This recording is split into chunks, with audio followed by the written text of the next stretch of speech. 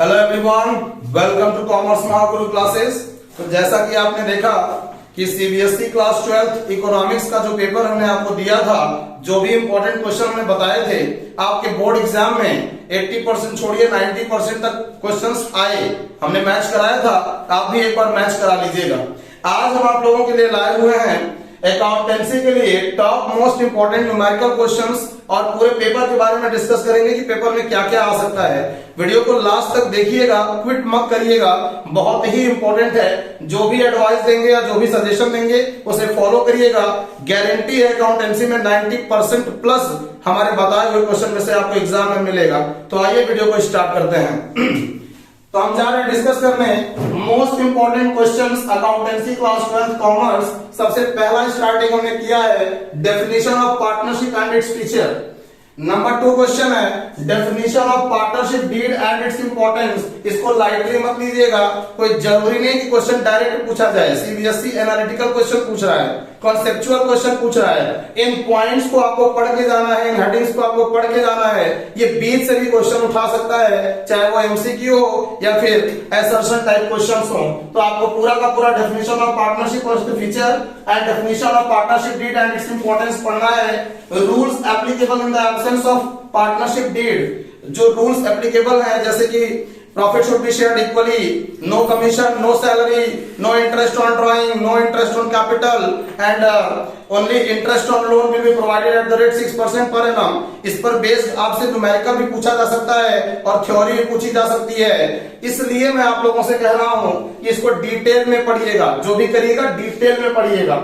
Number 4 है preparation of profit and loss appropriation account. आपसे partnership का कैपिटल अकाउंट बनाना, current account बनाना और PL appropriation account बनाना पूछ सकता है। और सबसे मोस्ट इंपोर्टेंट बात मैं बता दूं कि किसी भी चैप्टर से, चाहे वो एडमिशन हो, चाहे वो रिटायरमेंट हो, चाहे वो डेथ हो और चाहे वो डिसोल्यूशन हो, चाहे वो शेयर हो, व्हाटएवर, हर जगह से जर्नल एंट्री के चांसेस सबसे ज्यादा हैं। किसी की भी जर्नल एंट्री बोर्ड पूछ सकता है, इसलिए focus on journal entry, how to make journal entries. Okay, चलिए आगे की बात करते हैं।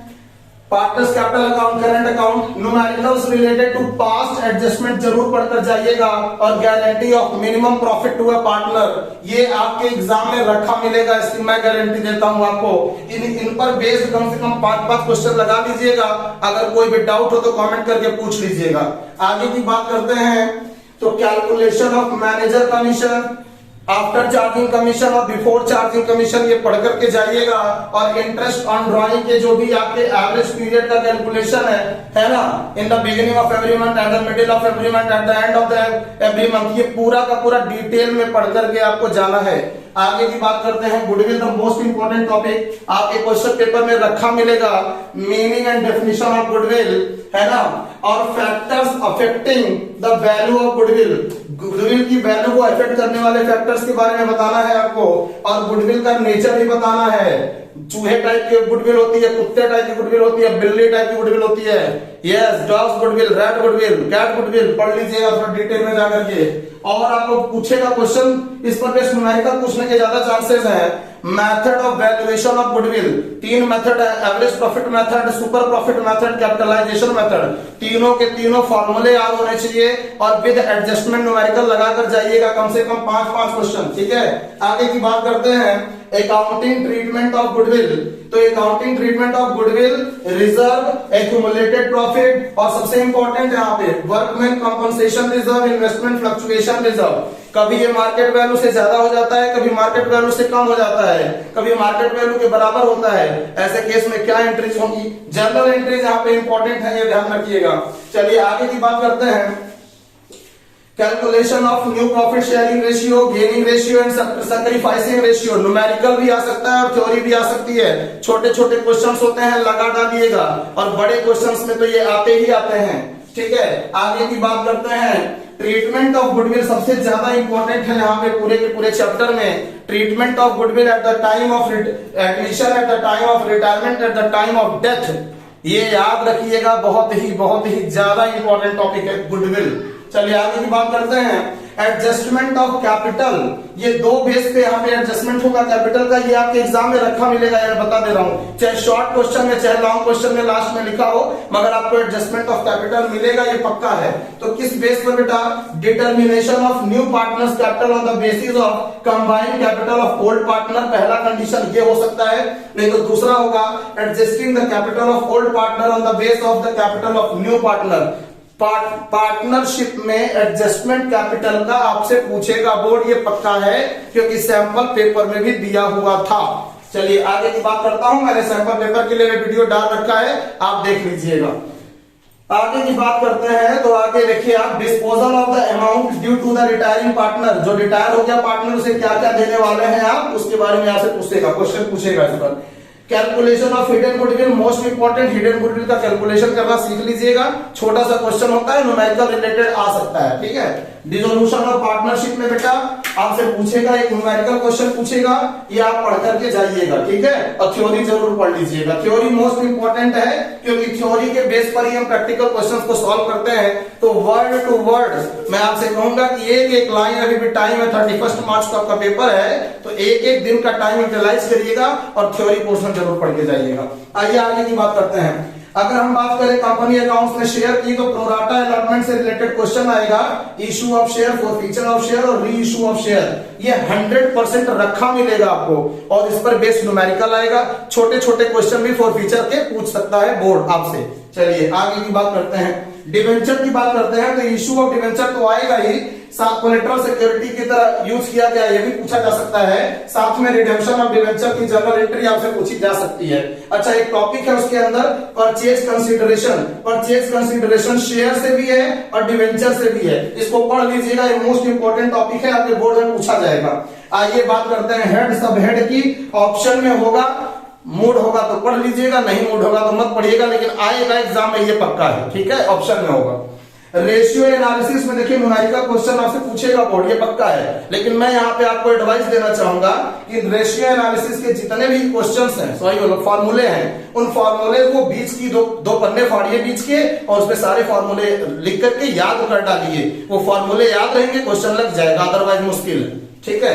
आगे की बात करते हैं, कैश फ्लो स्टेटमेंट से नो डाउट न्यूमेरिकल आएगा, ये सबको पता है, हमको ही पता है, आपको ही पता है। और इसके बाद आते हैं कुछ इंपॉर्टेंट टॉपिक पे, ठीक है, इतने क्वेश्चन तो आपके बोर्ड के पेपर में मिलेंगे। अब कुछ एडवाइस मैं आपको देना चाहूंगा, क्या देना चाहूंगा? नंबर 1 ये कि प्रेफरेंस शेयर के कुछ टाइप्स हैं और डिवेंचर्स के भी कुछ टाइप्स हैं, टाइप्स पढ़ लीजिएगा, types of preference share, types of debenture. दूसरा, व्हाट आर शेयर, शेयर क्या होते हैं, व्हाट इज डिवेंचर, पढ़ लीजिएगा। शेयर और डिवेंचर में क्या डिफरेंस होता है, पढ़ लीजिएगा, ठीक है। और देखिए डिफरेंस मैंने बहुत बढ़िया बढ़िया लिख रखे हैं। Dissolution of partnership and dissolution of partnership firm क्या है, पढ़ लीजिएगा। गेनिंग रेशियो और सैक्रिफाइसिंग रेशियो में क्या डिफरेंस है, पढ़ लीजिएगा, ये डिफरेंस लिखे पढ़े हुए हैं। Public company and private company में क्या डिफरेंस है, पढ़ लीजिएगा। इक्विटी शेयर और प्रेफरेंस शेयर में क्या डिफरेंस है, पढ़ लीजिएगा। रिजर्व कैपिटल और कैपिटल रिजर्व आपके बोर्ड पेपर में रखा मिलेगा, अभी से लिख लीजिएगा, पढ़ लीजिएगा डिटेल में। पार्टनरशिप और एलएलपी के बीच में क्या डिफरेंस है, पढ़ लीजिएगा। और चार्ज अगेंस्ट प्रॉफिट और एप्रोप्रिएशन आउट ऑफ प्रॉफिट के बीच में डिफरेंस क्या है, पढ़ लीजिएगा। अब यहाँ पे कुछ पर्सनल एडवाइस, क्या एडवाइस है सर? पर्सनल एडवाइस ये है कि भैया फॉर्मेट याद कर लीजिएगा। Profit and loss appropriation account अगर आपको बनाना है तो profit and loss appropriation account का फॉर्मेट आपके बुक में दिया हुआ है, पढ़ लीजिएगा, याद कर लीजिएगा, पढ़ मत लीजिएगा, याद कर लीजिएगा। रिवैल्यूएशन अकाउंट भी दिया हुआ है बुक के अंदर, पूरा का पूरा फॉर्मेट बना करके याद कर लीजिएगा। रियलाइजेशन अकाउंट डिसोल्यूशन के समय बनता है, ये भी दिया हुआ है, बकायदे फॉर्मेट बनाकर याद कर लीजिएगा। कैश फ्लो स्टेटमेंट पूरा का पूरा format as per accounting standard third revised indirect method, पूरा का पूरा फुल फ्लेज याद करके जाइएगा। Last one is balance sheet of a company, पूरा याद कर लीजिएगा। और all formula of ratio analysis के पेपर पे लिख करके याद कर लीजिएगा। कोई भी डाउट हो या कोई क्वेश्चन पूछना हो तो कमेंट करके पूछ लीजिएगा।